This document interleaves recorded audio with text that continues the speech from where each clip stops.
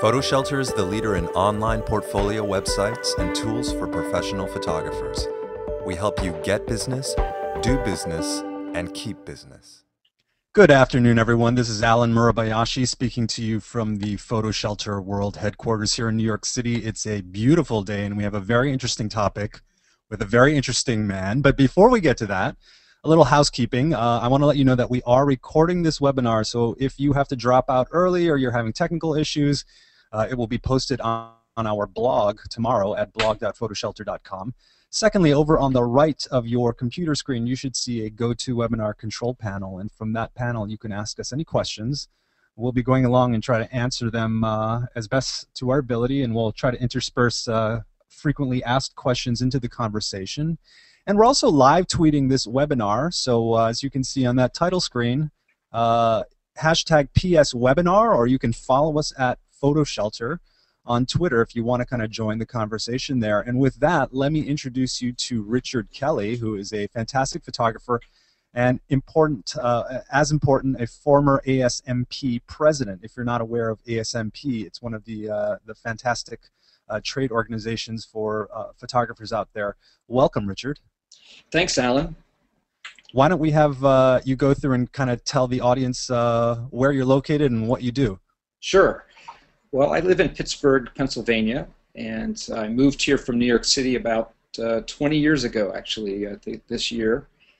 I primarily do magazine and corporate photography, some advertising, but really with a focus on people, people/lifestyle, I guess. And I also teach photography, portrait photography, and studio lighting at Pittsburgh Filmmakers, which is a great little institution here in Pittsburgh for those people interested in different types of media, especially video, film, and photography. And as you mentioned, the work I've done with ASMP, I was president for 2 years, on the board for 6 years, and I frequently travel around the country and speak on issues that I think photographers are interested in: copyright, fair use, and in some cases rights of privacy, which connect to the First Amendment and model releases. So, curiously, what got you into the advocacy for photographers? The whole education, the ASMP. Right. That's a very good question. I think that, like a lot of photographers, I sort of learned photography through mentors, even as early as high school, and I worked as an assistant to some very well-known photographers, and all of them were big on business practices, and many of them were ASMP members, and I think it was just sort of what I expected it to be like. And I got more and more interested as I realized that the School of Hard Knocks has some very hard lessons. Yeah. And as I was, even though I've worked with people who were very well respected and who were good business people, when you do it yourself, it's always challenging the first time. And so I think that as I learned more about what I didn't know, and as I got better at it, I felt like I needed to share it with other people so they either didn't make the same mistakes, or maybe their first hard knock wasn't as harsh. And I think ASMP for a big part of that, because back in the 1990s they had a program called Strictly Business, the original Strictly Business, which was the first time I really had an understanding, I think, of what the business side was going to be like. Yeah, yeah. Here are some of your photos, and I don't know why. We talk to a lot of photographers and people in the industry on these webinars, and I'm always surprised at how great the photos are for some reason. I don't know. I shouldn't be. Obviously, we're talking to some great photographers. Tell us a little bit about these photos. Well, most of the work I do, at least the work I'm doing now, are larger projects with some sort of theme or goal in mind, some sort of strategy. They're not just like go out and take one picture. So this was for a project on dealing with race, gender, and racial inequalities in the court system, which is a really hard subject to document photographically, so I had to create images for this. So that's what this is here. I also put in here basically just images that have either been licensed or that I continue to license regularly.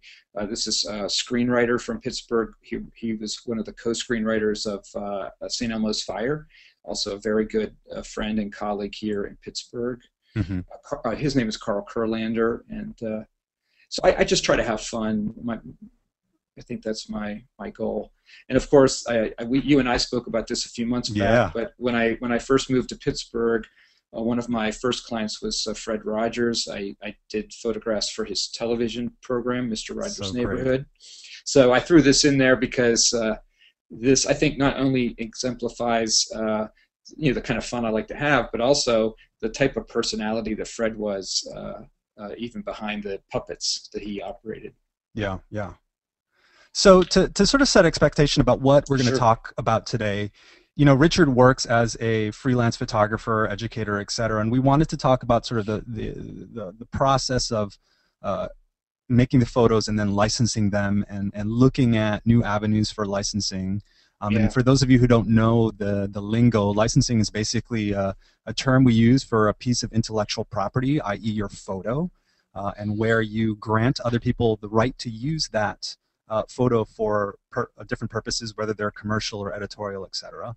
And I saw this infographic today on the Image Brief site. It's kind of going around in social media, and if you want to see the entire graphic, it's imagebrief.com/who shot the photographer, all one word. And I cut this part out because we're talking about licensing of photos, and this is kind of specifically talking about microstock.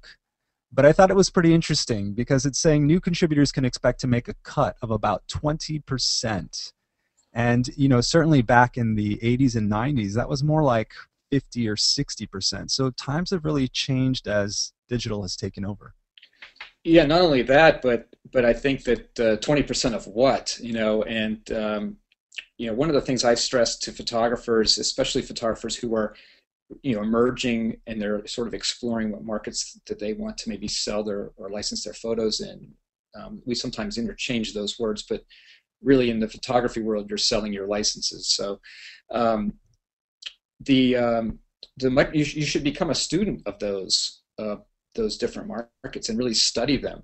And oftentimes images in microstock will sell for definitely under $5 and sometimes under $1, $1.50. So 20% of that doesn't really add up to very much. Yeah.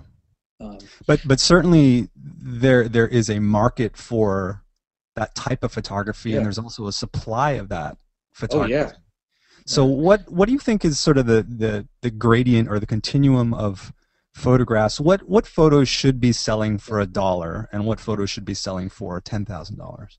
Well, that's a great question. I think that it may even change from time to time. But I think I apologize, my thing here is beeping.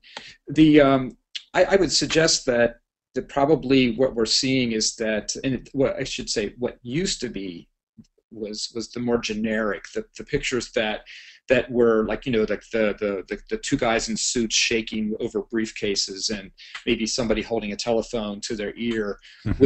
which actually was for many years the mainstay of traditional stock photography, and then as royalty free, which was sort of the first big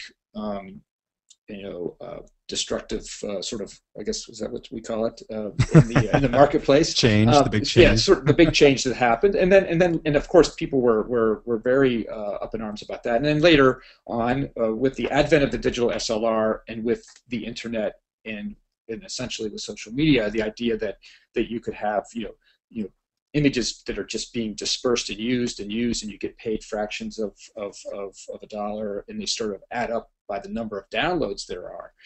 Then that's what they call microstock. And I think that at the very beginning we saw those sort of generic images, but I was surprised. I go to those sites occasionally just to see what's there, and the quality has actually gotten better. Now, I've spent some time speaking with some high producers in the microstock community, and what you'll find is that they are typically working in marketplaces where the cost of living is low, the cost of production is low, and so Gotcha. I think it would be very hard for a photographer living in New York City paying talent in New York using New York locations to make it a real go at microstock. But if you're in Norwegian country, or Sweden, or you're in Colombia, which is where some of these major producers are living, you can, and I just heard recently Korea, South Africa, photographers are able to sort of make it work in volume. It has to be about volume. Right, right.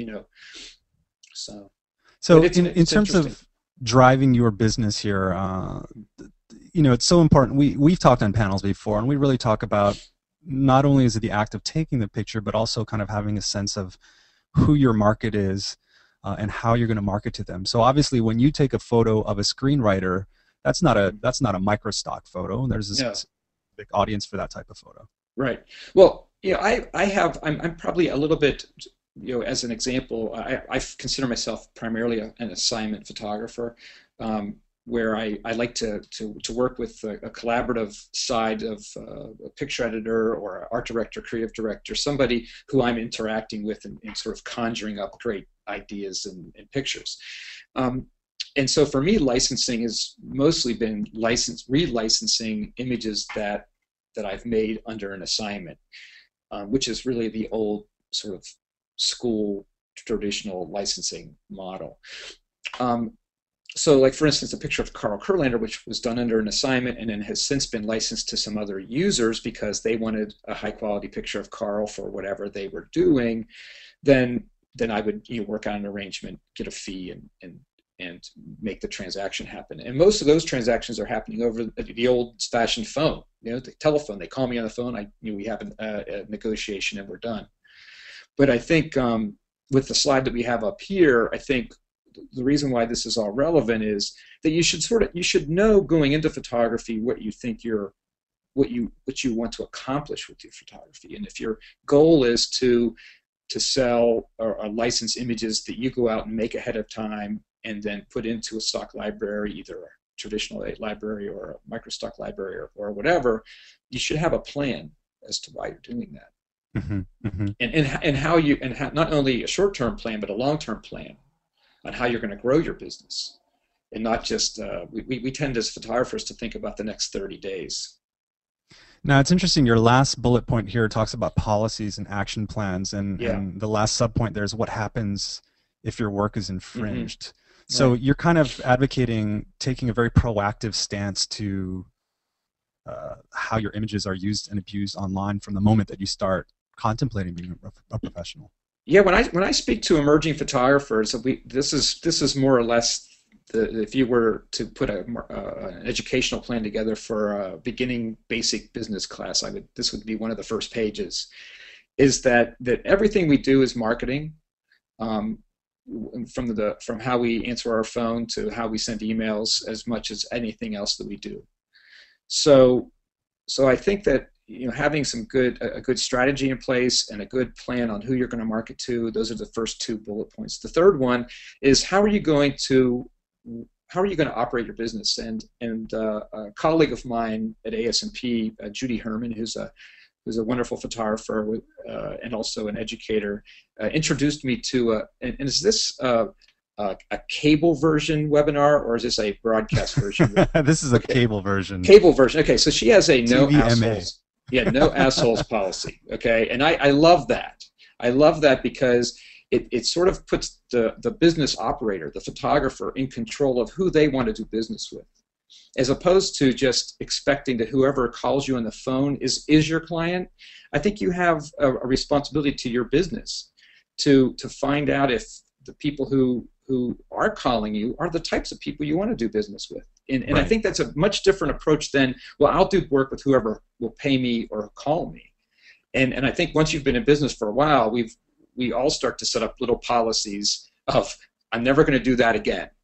I made that mistake once, I'm never going to do it again. But I think it's not a bad idea to think about some of the worst case scenarios there's a whole series of books they should have, worst case scenarios for people who are in business for themselves, and I think that it's a good idea to know before something happens how you're going to react to something, because it helps you be, I think, mentally prepared, so that when you have somebody on the telephone or you're interacting with somebody in person, you're more confident. And I wish somebody would have told this to me the day I started my business, and they didn't. Yeah. I learned this the hard way. Now, you moved from New York City, which is arguably the largest sort of media market in the U.S., if not the world, to kind of small town Pittsburgh. Yeah. And what sort of modifications, because we have some listeners who are coming from smaller states, et cetera. How did that affect the way that you saw your business and how you marketed yourself? Well, it's interesting. I was living in New York City all through the 80s and parts of the 90s, and the economy was sort of faltering in New York, and I had to make a decision. I had to go someplace else. So I didn't come to Pittsburgh as my first choice. It was actually my second choice. But the adjustments I sort of had to make were, one, people treated me differently because they sort of expected me to act a certain way because I was from New York, and I had to like almost overcome their fear, if you will, of that I'm just a regular guy. Yeah. And then the second thing was I had to realize that a smaller market operates much different than a big city in international marketplace. And I tell you, there were definitely a few nicks along the way. I learned some hard lessons. And so one of the things that helped me with that was I joined the local ASMP chapter, and some of those people I met on the very first day are still some of my closest friends today. And I compete with them on a regular basis, but I also trust them immensely in how the kind of advice they gave me when I first moved here, which was that it's not a big city, that relationships do matter, and that a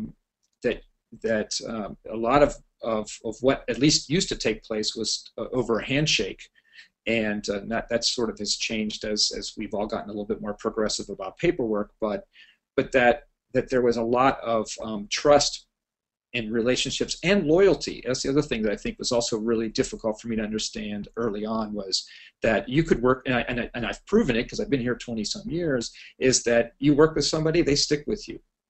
And those were very hard lessons, but very valuable lessons to learn. Can you give the 10-second Wikipedia definition of ASMP and what the charter is and who they are and what they do? Sure. ASMP emerged in New York City, primarily in the picture magazine marketplace, which was Look, Life, Holiday. These were magazines, photo-driven magazines, and the photographers who work for them are all mostly names we all recognize today. They got together around issues relating to fees and rights. Surprising. Now keep in mind that this was before 1976, so in those days the commissioning party owned copyright. ASMP at that time was a guild and was able to negotiate as a group collectively for the photographers to own the rights to their images.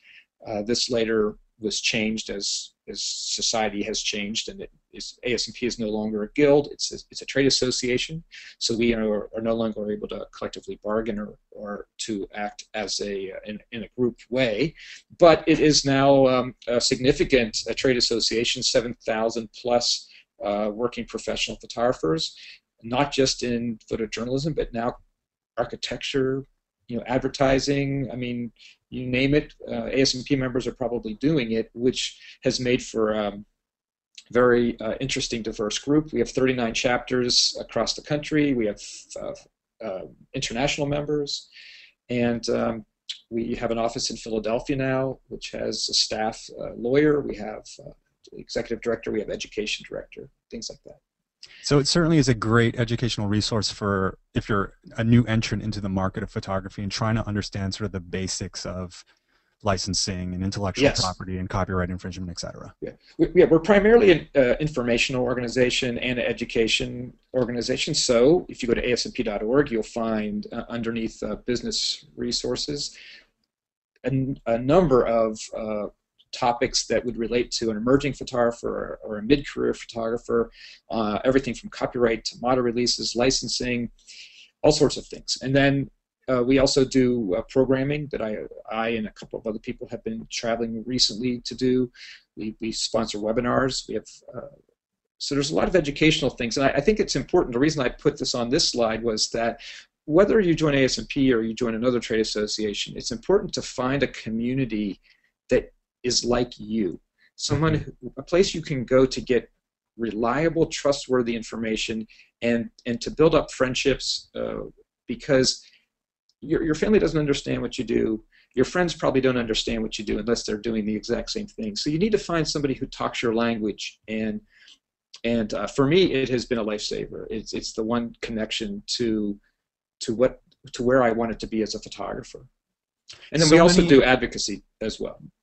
So many photographers are, part-time pros or trying to make a little extra pocket cash off of it. You're still advocating building a team of business advisors, accountants, business lawyers, and IP attorneys. Yeah, I mean, if you're at some point collecting money for the work you do, you probably should make sure you're doing it the right way. I have a number of friends who are part-time photographers and artists and musicians, and they all have the same things. You don't need to have an accountant that's on retainer. You just need to have somebody you can talk to once a year when you're doing your taxes, or when you're setting your business up to make sure you do it correctly. Same with an attorney. I have a business attorney who helped me set my business up, and then I have an IP attorney who's actually been my best teacher, not only in copyright but also just in business and living a creative life, because he's also an artist. So sometimes these people play multiple roles.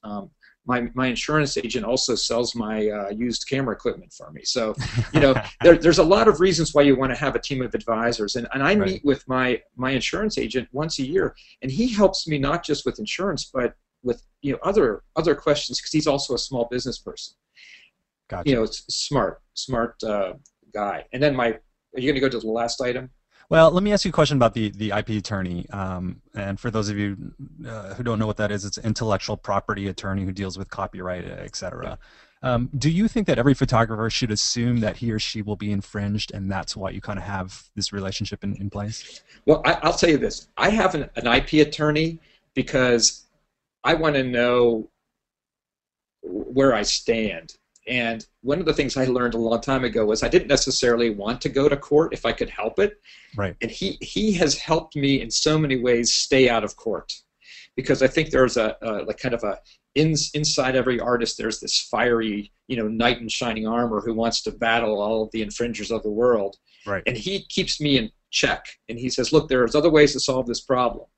Do you want to make money, or do you want to make a point? Because if you want to make money, I can get you money. If you want to make a point, it's going to cost you something.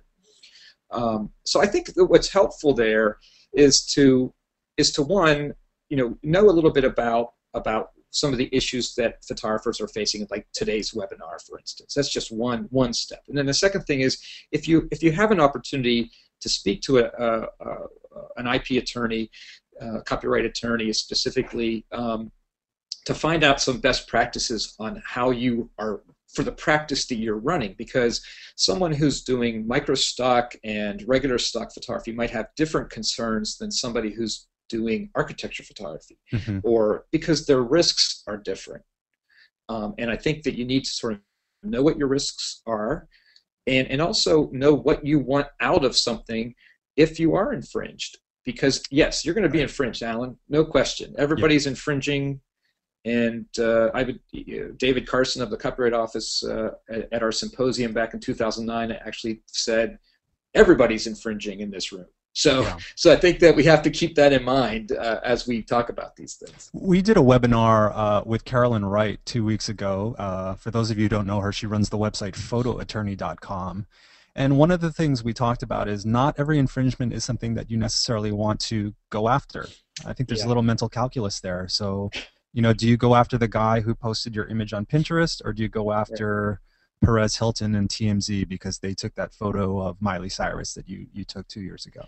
That's a good question, and I think that is exactly what I'm talking about when we were talking earlier about having policies, is that sort of have in place a plan.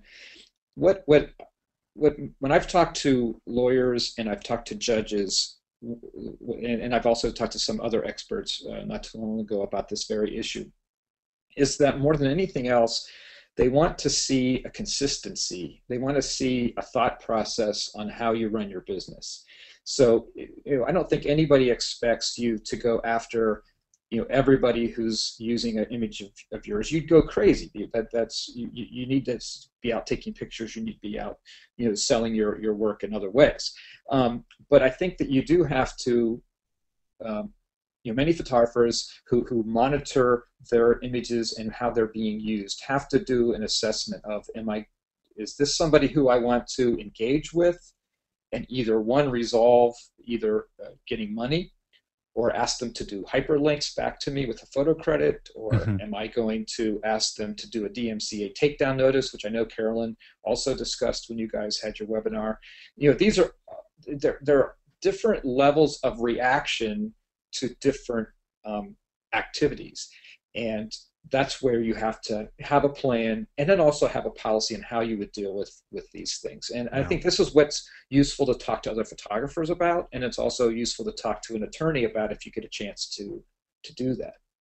We're going to come back to copyright in a little bit. Let's go over this last bullet point here. Yeah. And I love this because it's something that I heard of a couple years ago when I was speaking in another conference. But this whole idea of kind of an advisory team almost for your small business, almost like a board of directors in a more informal way that sort of, I guess, advise you on how you're running your business, and they provide some level of objectivity that you might not have. I tell you what, I can't remember who first suggested this, but I remember when we were doing our Strictly Business 3 conferences, of which PhotoShelter was a part of. At some point during this conference, a bell went off, or a light went off. I can't even remember. Something went off in my mind, and I said, I need to do this. And the idea is that you get, 3 or 4. We've tried 5. I think 5's too many, so 3 or 4 seems to be the sweet spot. And in my particular case, we have 4 people, all photographers, New York, Detroit, Seattle, and Pittsburgh. So we're not necessarily competing with each other. We do similar work, but not necessarily competing regularly. I would have to say that most of us don't compete at all, but we are about the same area of our career, and I would say we trust each other enough that we can talk about pretty much anything. But the idea was that when you work for yourself or you have a very small business, you're not really accountable to anybody. Nobody's going to check and make sure, hey, Richard, did you do those pictures for your website? Did you make the phone calls? Did you do this? And so the idea is, there's no legal aspect here. This is just pure pressure at its best, right? and I have to tell you, my one friend who's one of our on one of the team, my friend Monica, who's there, she's like, she asks you, like, Alan, did you do the pictures you said you were going to do for those websites? And it really does put you on guard. And I have to say, I look forward to the phone calls. This week we didn't do one, but I look for them. They're usually every week at the same time and the same day, unless, of course, you can't make it because you're on a photo shoot or something. And if you're on a photo shoot, that's great. Then it's working. Yeah, definitely. Yeah, so it's great. I love it. It's probably the one thing I emphasize. That's why I was hoping we would get to it, because I think everybody should create one of these. And if anybody needs help, they can ask me how to do it.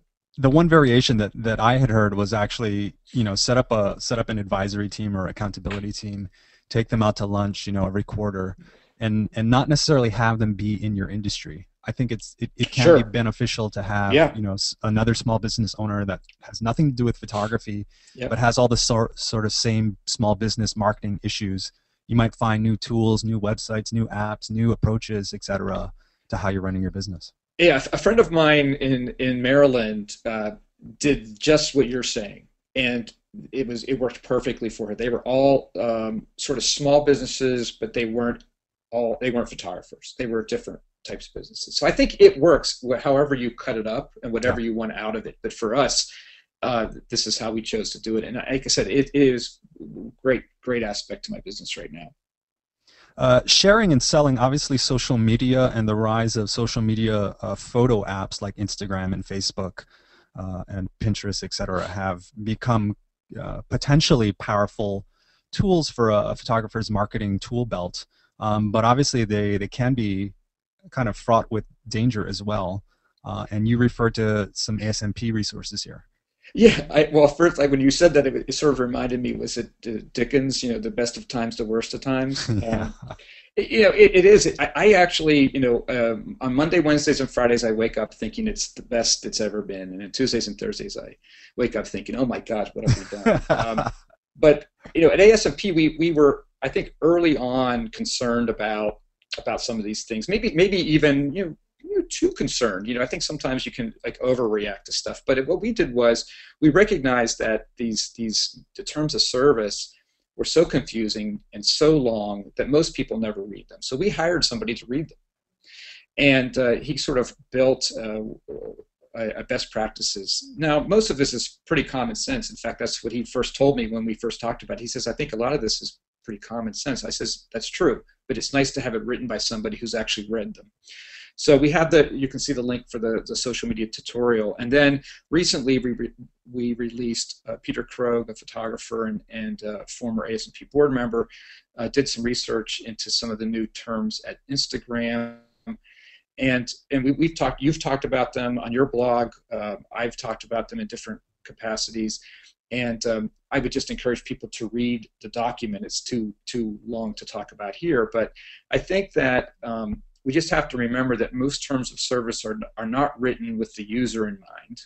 They're usually written from the perspective of the platform. Mm-hmm. And so I think there are some terms that are more suited to creatives than others, and I think you need to have a plan, and that's what we talk about next. We could sort of segue to that on how you're going to use this, the greatest marketing mechanism ever built.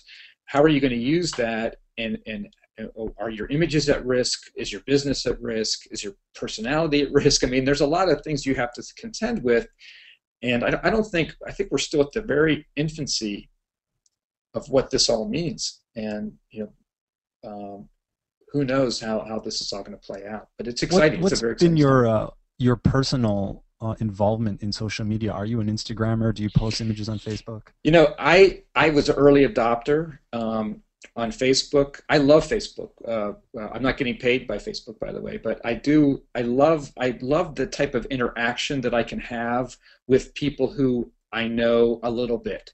Like if my friends around the world are posting what they're doing, what they're thinking about, what they're reading, what they're listening to, what they're watching on the movies or TV, what pictures they're. I mean, I just love that integration with somebody else very quickly, and I've actually really gotten bored with email.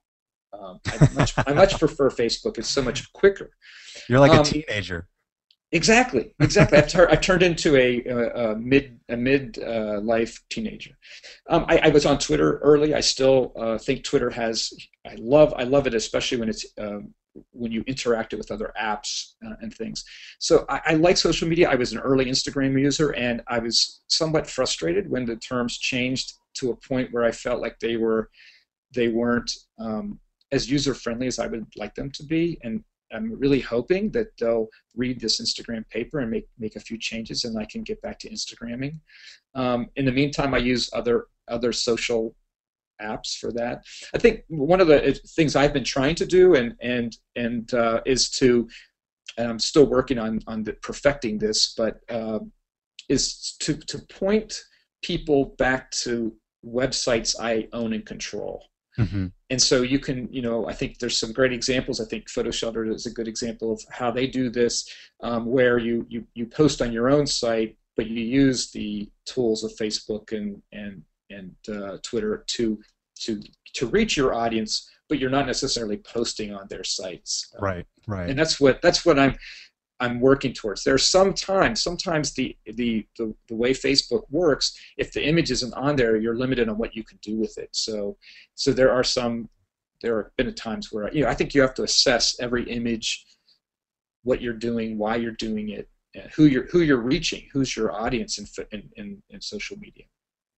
We saw this next slide that's coming up. I saw this article today from The Guardian, and the author's name is Jason Farago, and this is a paraphrase of one of his final closing paragraphs. The value of any photo is pretty much nil. Only the data attached to them, which you give away in every social media app's terms of service, have real value. And we put this on our Facebook PhotoShelter page at facebook.com/PhotoShelter. And obviously, all the photographers immediately said, "This is crazy. The value of the photo is obviously the image." But I think the larger point that he was making is to Instagram, the actual photo doesn't make any difference to them. They don't care. They just want a billion people using the app. For one thing, this Mr. Ferragamo is a great writer. I follow him a lot. Just he writes about issues that are timely to photographers and artists a great deal. So just to get back to the topic of this quote, is that photographers, one of the things I learned when I became ASPorg president is you can never make a general statement about photographers because we're just all so different. We're so diverse. We have so many interests, and we all see the world slightly differently. But one of the things I think we would all want to be true is that the photo is the valuable component here. But in Instagram's world, that's not necessarily the case. And if you read their terms of service and their privacy policy, and I've spent way too much time in the last 2 weeks doing just that, it's very clear that what they say, if you read between the lines, is that they're really interested in your data. Now, of course, data includes image, but they don't say the image, they say the data, and they want the data that's connected to your picture. They want the data that tells them where the picture was made, on what device, how you made it. They also want to know, how you described it, the hashtags that you added to it, and the other caption information, because all of that data wrapped around is what they use to deliver what they call relevant advertising to you. And I believe, this is a personal opinion, I have not had any confirmation of this from Facebook or from Instagram, which owns Facebook, or Facebook, which owns Instagram. But I suspect that they're using that data not just for you, but also to possibly to do other things with it. So that's the part that really concerns me, and hopefully in the next couple of weeks we're going to have a paper coming out just about privacy. So this notion that photographers initially had when the terms of service with Facebook and Instagram kind of became the soup du jour, that what they were trying to do was aggregate all these images and then sell them without your permission. That's kind of the naive, slightly disproven area, right? What you're saying is they're more like the NSA of photography. They're looking at all the metadata so that they can sort of sell you services. Well, I guess the big, Alan, I wish I knew the answer to that. And I would say that if some of our listeners were to read the Instagram papers, they might hear about some of the possibilities, because the license that they grant themselves is fairly vague and fairly inclusive. So we don't know. I mean, we don't have a crystal ball. I mean, I think that we all understand that these companies, like all companies, need to make a profit. I wish they were a little bit more transparent about how they're going to do that. But I think it's safe to assume, based on other companies and what we know about the so-called big data, and I think all of this sort of happening in the wake of the NSA discoveries recently sort of puts everybody on notice a little bit about what they share. On social media. You may not have a choice, but there was an interesting article I read, and I wish I knew where it was, but they were talking about how retail stores are able to tell by your cell phone where you were, where you've been, and potentially decide whether you're going to come into their store or not. I mean, that's taking big data in a whole new direction, So I don't know. It's going to be very interesting, and I think that at the very outset of, like you mentioned, when Facebook first came out, we were very concerned that they were stripping the metadata, correct? Yeah. We were concerned they stripped out the metadata for our pictures, and so what we learned was they stripped out some of the metadata. Right.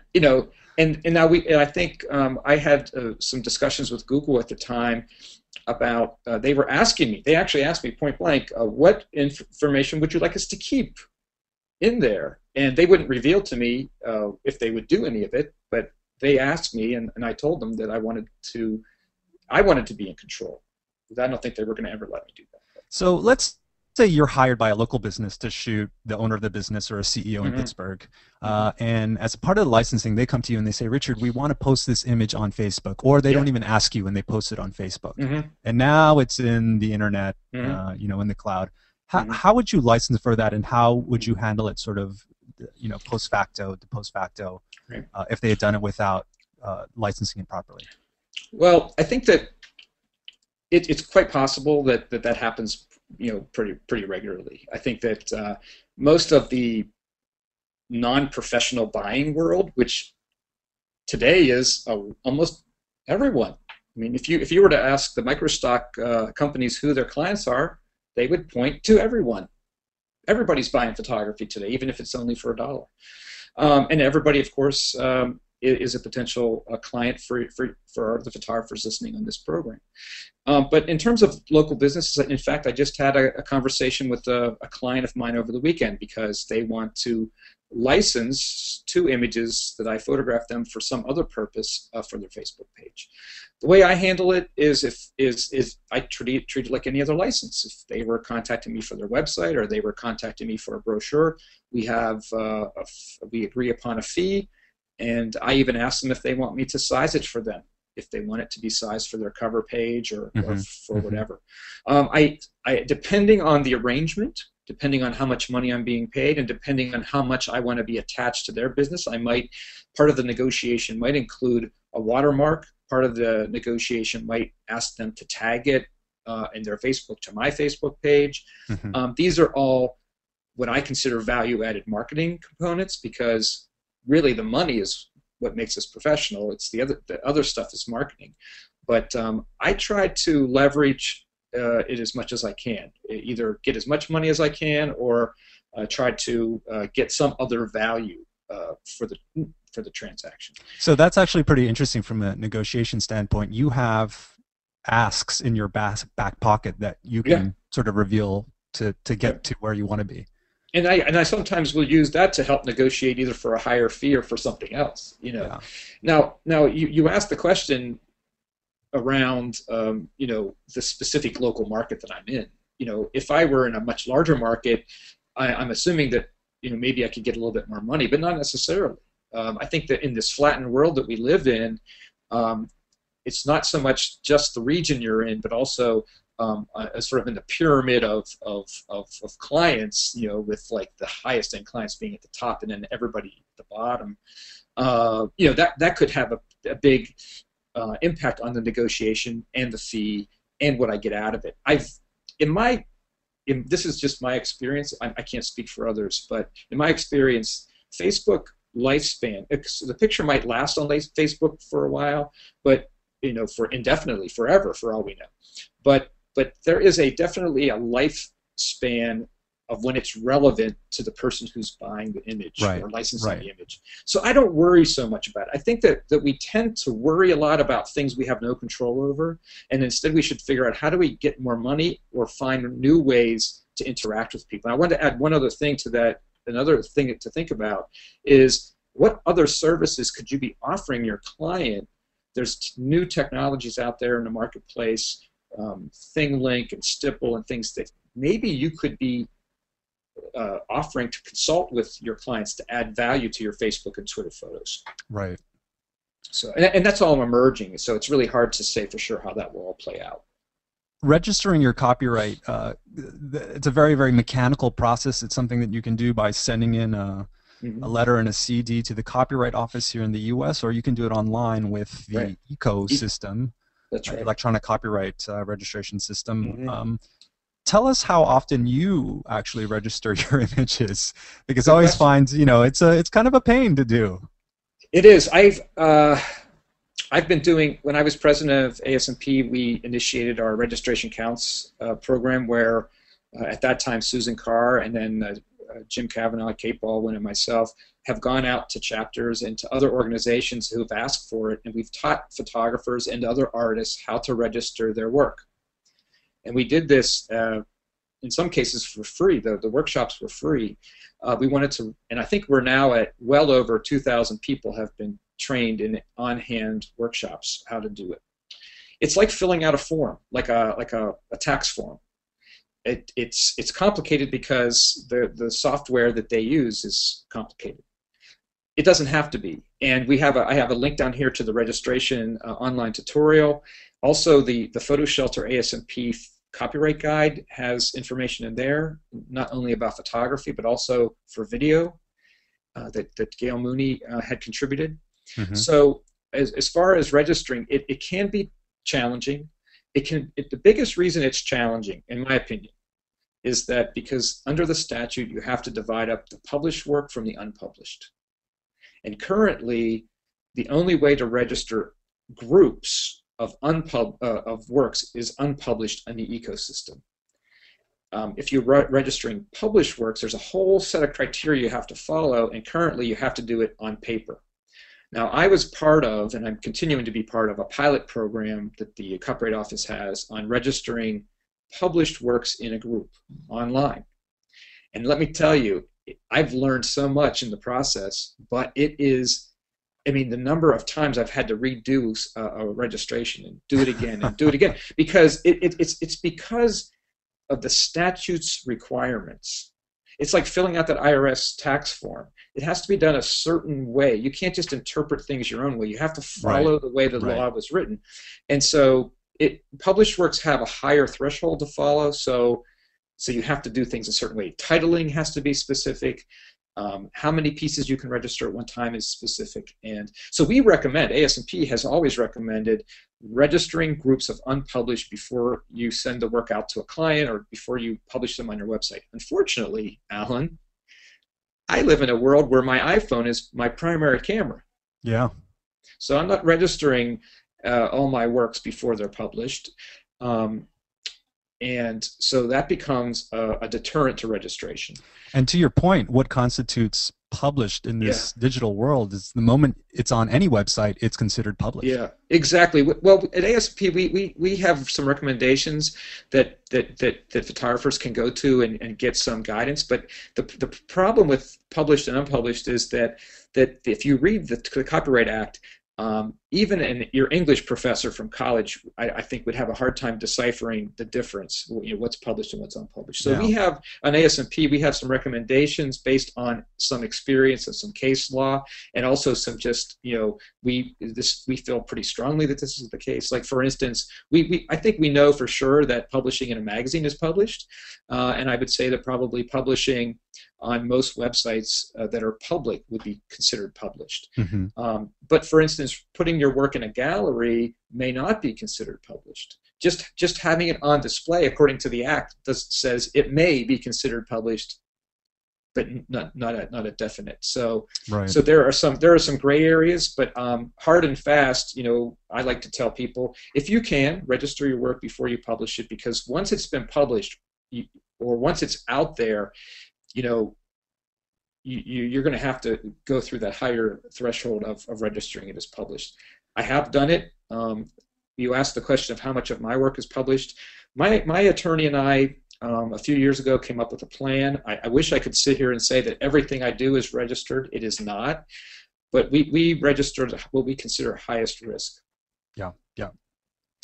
Richard mentioned a free guide that PhotoShelter and ASMP co-wrote in regards to copyright. You can find that on the PhotoShelter.com website when you click on free guides at the top of our website. And I also want to re-mention the webinar that we did with Carolyn Wright, photoattorney.com, 2 weeks ago. You can find that video that talks a lot more specifically from the viewpoint of a lawyer on vimeo.com/PhotoShelter. Yeah, I thought her advice was right on. And I think that the guide that we did together is everybody should have one in their iPhone. Yeah.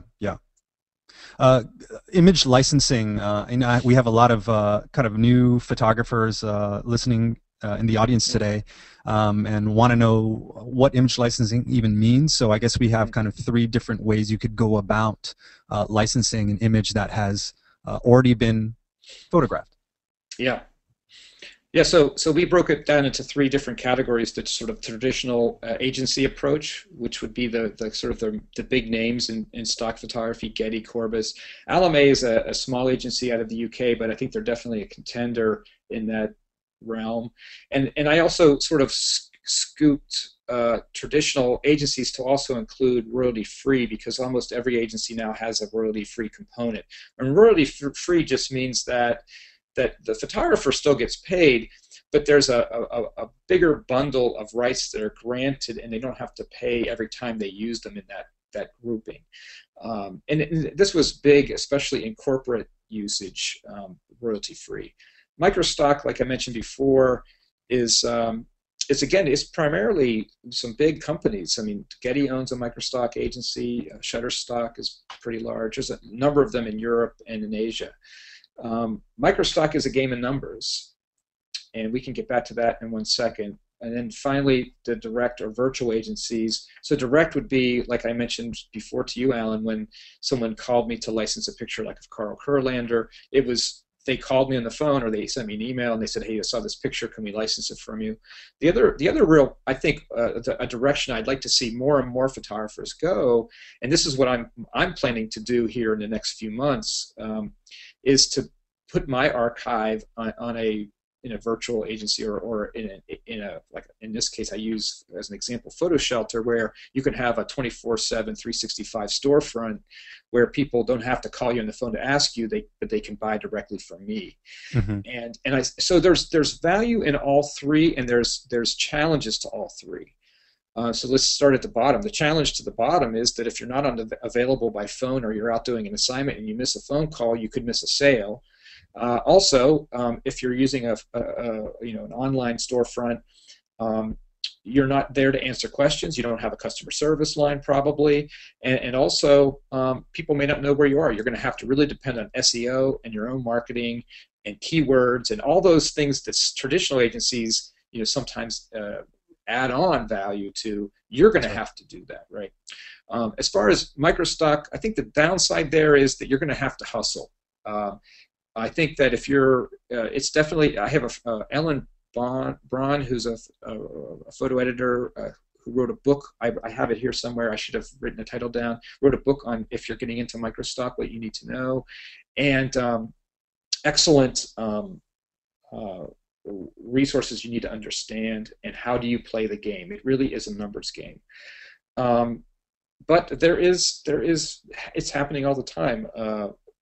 People are entering microstock as maybe putting their toe in to the marketplace, especially if you're not doing photography full time. It might be the one place you can sort of see what the feedback is like, because the microstock community is very much built on feedback. There's a lot of forums, there's feedback from other photographers, very much like Flickr on steroids. There's a constant back and forth, and people become like little rock and roll stars in that world. Yeah. I knew almost nothing about it till about 3 or 4 years ago, and then I kind of got indoctrinated at least into what they were doing, and I didn't write it off completely. I don't think it's for me, but that's a personal. That's going back to the planning section that we talked about earlier. But it's definitely something that some photographers may need to search it out and check it out. But back up to the traditional agency, I think that these agencies aren't going anywhere. I think they're trying to be creative in the types of licensing they're doing. What I mean by that is that they're doing subscription models, they're doing royalty-free models, they're doing packages, they're offering sales. They're basically trying to continue to have cash flow, and I think they're harder and harder to get into, especially in the more elite collections within these agencies. But I think they're looking for talent. They're looking for the best images that they can get, and they need relevant new images all the time, because images go out of date quickly. That's right. That's the thing I think that people forget about in their own archive, is that they think, well, this is going to be my retirement. Well, only if you keep it up to date. Yeah, clothing and haircuts, if you're doing lifestyle type of stock, change dramatically, almost even year to year. Cell phone, computers, televisions, all those things that are in your pictures. There's some great advice out there on stock photography. If you're interested, become a student. Like, really make it your subject to study, because you need to really understand it to do it well. So image licensing models, the one that everyone seems to understand, even though it can be very convoluted, happens to be copyright. Yeah. It's been around for 100+ years, and the concepts behind that have been around for much longer. ASMP again has a number of resources to learn about copyright, and I understand from the questions and comments that the ASMP website is down right now.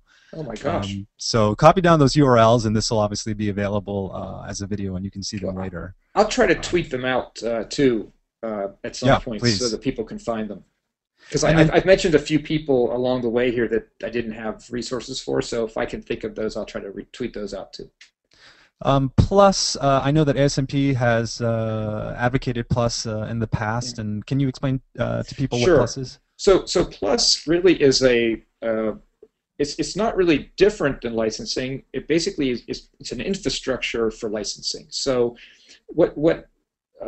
basically anybody can write a license. If you can sort of tap out on a word processor.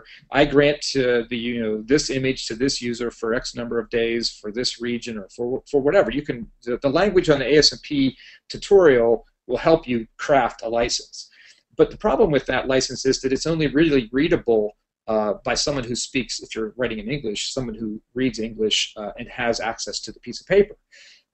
As we move into more machine-readable scenarios where 24/7, 365 licensing is happening, you're not going to be able to write a license for everything. So what Plus did was they got together publishers, advertising agencies, stock agencies, anybody who's a user as well as anybody who's a creator, got them together and they hashed out a glossary of acceptable terms. Now the great thing about this is that it was translatable and it's also machine readable. So that was the first thing that they did. They crafted a glossary, and that glossary is available at that useplus.com. But I think the real value in Plus is going to be what's happening right now, and is in the alpha/beta stage, and that is the Plus registry, where licensing is then going to be able to be connected to a user and then to a third-party economic engine like PhotoShelter or a stock agency or some other place to do the collections and the transfer of image and fee. But Use Plus is basically an infrastructure on how to write the language to use and how to write licenses, some of which is available at asmp.org, but Use Plus has the glossary. And just to clarify, there is no pricing information in the Plus system because that would be considered collusion. So you still have to figure out what prices you want to use, but Use Plus has really simplified the language around that. So for instance, if you're using a system like a PhotoShelter that has a processing component in it, at some point maybe the two would connect, and so that somebody could, like already you use the photo quote system, so you could sort of toggle down to see what the license is going to be, and then a price would be applied that the photographer and the agency or whatever would agree upon. So at some point they'll connect, but yes, Use Plus the plus part of it is not to connect it; it's just to create the license. Since we're short on time, I don't want to spend too much time on Creative Commons, but it is this thing that emerged in the past decade, and if you use Flickr, you're probably familiar with this notion. But I have yet to meet a professional photographer, who has successfully made money using the different Creative Commons licenses. So we want to let you know that it exists, and people are trying to come up with alternatives to copyright, but from a commercial point of view, copyright is still the dominant player. Alan, I'll just make the offer to you online here, but if you want to do a special program just around that, I'd be happy to do that. So. Yeah, we should definitely do that. Yeah. I know this next slide is going to be huge for people because there have been a ton of questions regarding Watermark and how you track things. So take us through digital image protection. Well, I wish there was like this one magic lever that I could pull and everything would be protected. Based on the strategy and the planning that you've done already and the policies that you have in place of how you're going to deal with stuff, you now move into actually putting your images into a digital landscape. And so depending on the type of photography, the type of market you're doing, and what your goal is with your online presence, watermarks are easy to apply. They're actually fairly easy to remove, although there's I think there's less people interested in removing them if in fact they understand the purpose of why they're there, and also if they're done in a tasteful manner. I think that that's something that I've seen some wedding photographers who've done some beautiful watermarks that add value to the image. They don't take anything away. So I think you have to be strategic in your thinking about watermarks.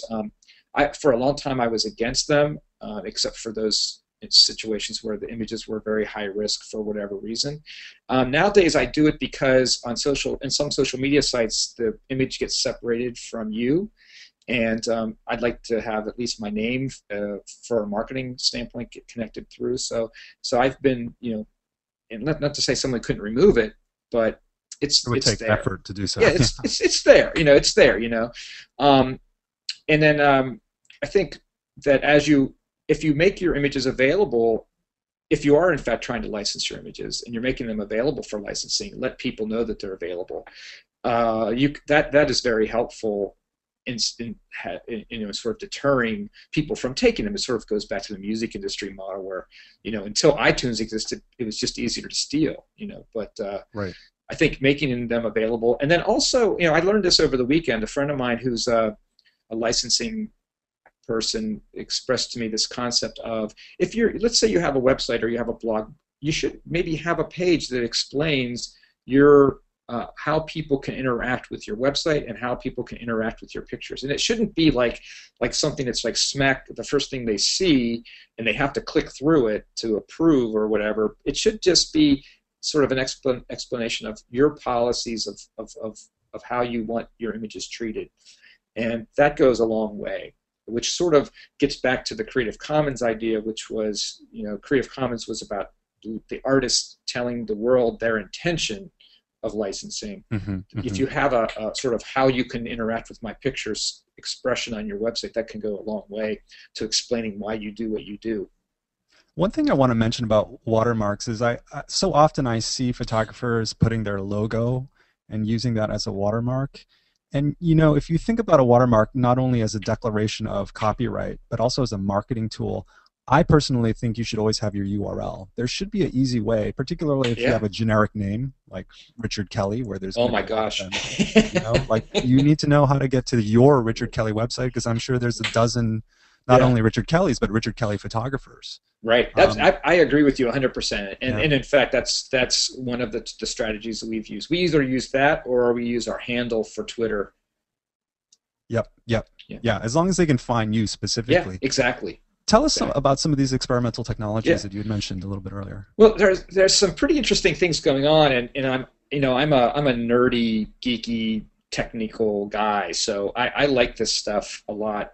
And one of the things that's interesting is there's this company called Stipple and ThingLink. I don't really have much experience with ThingLink, but I have been spending a great deal of time with the people at Stipple. They have some new stuff coming out literally every week. Basically what it does is it adds some value to the images when they're in places like Facebook and Twitter, which means, and I don't have a good example, but if you go to their website, you can see some examples. So as a photographer, let's say I have a book that's coming out, and I also have a website that goes with the book, and maybe I have an interview I did with somebody who's in the book. I could have these little hidden stipple marks in the Facebook picture, and as people scroll over them, little pop-ups come out and have links to them, to my store where you can buy the book, or maybe a link to a video that's on Vimeo. So it sort of adds value, three-dimensional value, to a still photo in Facebook and in Twitter. ThingLink works in a similar manner. I've seen some commercial applications of that, and what you're seeing is even like retailers and other people who are selling online are using these technologies in the same way. So photographers should use them too. One of them, Image Embed, is again sort of a new idea, but basically it's supposed to encourage people to license rather than steal and allow you to track the uses of the images. I don't know that much about them, but these are things I'm paying attention to, and I think that the listeners today, if they don't know about them, should start paying attention to them, because it might lead to something useful for them. And maybe they'll come up with something creative that we don't even know about. You have two different ways of finding where your images are appearing on the internet. Yeah, so I should warn people, if you don't want to know where your pictures are, don't do this.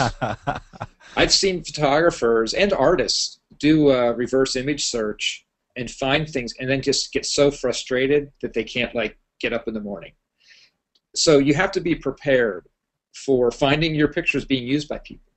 And a reverse image search is where you upload your image and Right. Google does a little image recognition and Right. shows you where that image is showing up. Yeah, there's a number of companies that do this. PicScout was early in this technology. They're now owned by Getty, and I think you have to be kind of an enterprise user to use them. But TinEye and Google Image are available to everyone, and I use them both, although I find that they both sometimes give different results because, contrary to what you might think, Alan, Google doesn't spider every page on the internet. Right. There's actually things out there that nobody, that especially if they're brand new, may not be on there. So TinEye finds some of those things. TinEye, again, isn't as, doesn't have as vast of a grasp. So you sort of have to use multiple tools. And what I do is I primarily look for, the high-risk images, the images that I'm most concerned about. And I think that there are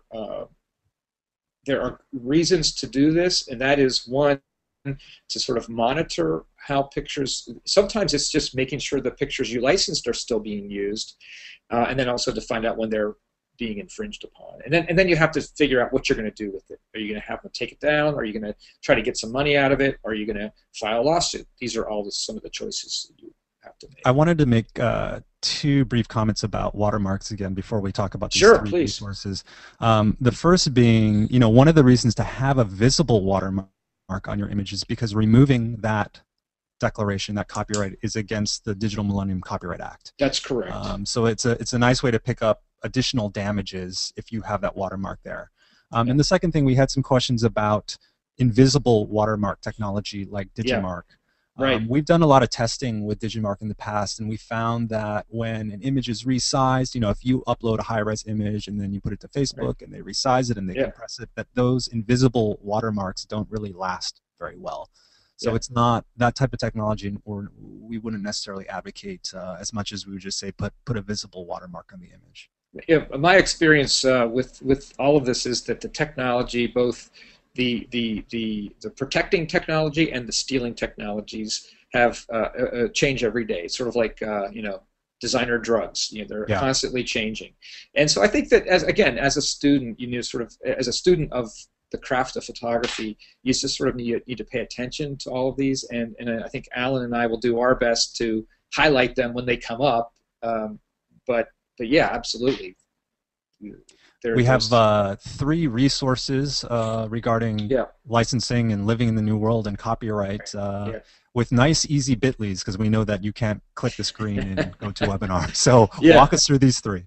Well, you and I both mentioned the top one, which I think is really a relevant read on copyright, and it's free at both PhotoShelter and at ASP.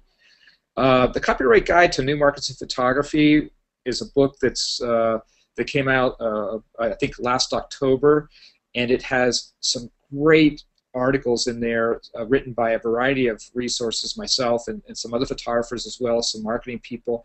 And I tell you, if you're an emerging photographer, that's the book to have, because it also walks you through some of the thought processes of some of the things we talked about earlier, about putting a plan together, about having policies, about what to do about X, Y, or Z. It's, I think, a great book about photography. And then finally, if you just want a good, we've mentioned Carolyn Wright's website, Photo Attorney, but if you want a book, and sometimes I like to just have a book available, especially when I'm doing other stuff. Nancy Wolf wrote a book called The Professional Photographer's Legal Handbook, and especially when it comes to model releases, First Amendment rights, stuff like that, I use it all the time. It's dog-eared. Yeah, great book. And Nancy's a huge photographer advocate and has been in the photo legal scene for years and years. Oh yeah, she's on top of it, and she has a blog that's posted at her attorney website. I'll try to find a link to that, because there's a lot of useful information that comes out of it. Well, we went a little bit over today, but I know that there was so much information to go over. As I said at the top of the broadcast, this will be available on our blog tomorrow at blog.photoshelter.com. And here's some different ways that you can find Richard Kelly online in case you want to stalk him or follow him. And Richard, is that Twitter correct? Richard Kelly Pho? Yeah. I think early on you couldn't have any more characters. So So it's not it the sort of Vietnamese stopped. noodle Yeah. dish. No, but it's funny because it reminds me of that every time. Yeah, I like it. I like it. Well, Richard, thank you so much for spending the hour and 9 minutes with us, imparting all your knowledge. It was great to talk with you. There's so much we could have spent a whole day. And to the audience, thank you for hanging with us. This will be online tomorrow, and make sure you check out our other webinars. They're available at vimeo.com/photoshelter. And we are having a lot of webinars almost every week. So if you go to photoshelter.com, you can find the schedule of those. But thank you once again, and have a great night. Bye-bye.